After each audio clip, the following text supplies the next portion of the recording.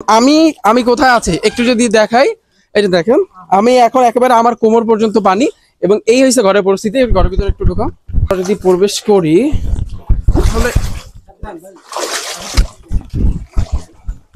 আচ্ছা আঙ্কেল, আপনাদের মানে হচ্ছে ফ্যামিলি যারা কতজন আছেন?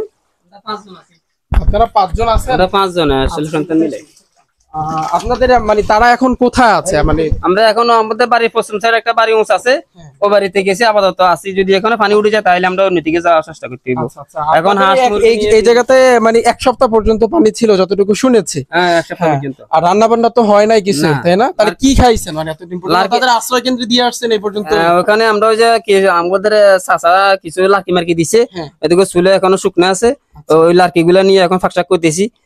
এখানে তো এখন পর্যন্ত কোনো পাক হয় না। না এখানে আজকে 10 দিনও পাক হয়নি। এই যে দেখেন যে ঘরটার পরিস্থিতি, এই যে ফ্রিজটা তাও উপরে রাখছে, তাও এখন বলা যায় না যদি পানির পরিমাণটা যদি বাড়ে। এবং যতটুকু শুনেছি বা দেখে আসছি ওদিক থেকে প্রচুর পরিমাণ আবার স্রোত আসতেছে, মানে পানি আরো বৃদ্ধি পাচ্ছে। এরকম কয়টা ঘর আছে এই আশেপাশে? আছে অন্তত 50টা ঘর এভাবে আছে। 50টা ঘর আছে। আচ্ছা একটু লোকেশনটা মানে এটা ঠিকানাটা যদি বলতেন, এটা কয় নাম্বার ইউনিয়ন? এটা একটু এটা 3 নম্বর ডুমুরগিয়া ইউনিয়ন, শানবাগ থানা, শানবাগ থানা, জেলা নোয়াখালী। 3 নম্বর ডুমুরগিয়া ইউনিয়ন,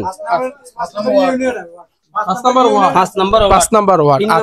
একটু সবাই আসবেন, সবাই আসার চেষ্টা করবেন রিফাত একাডেমি থেকে যারা দেখতেছেন, অথবা যারা গার্ডিয়ান যারা আছেন বা যারা আসলে ভাইয়ারা আপনারা সাহায্য করতে চাচ্ছেন, আমি সবার কাছে অনুরোধ রাখবো এই অঞ্চলগুলোতে একটু আসার চেষ্টা করবেন। আপনারা আইসা রাস্তার পাশে যারা আছে তাদেরকে না দিয়ে তারা বহু মানে অনেক পেয়েছে।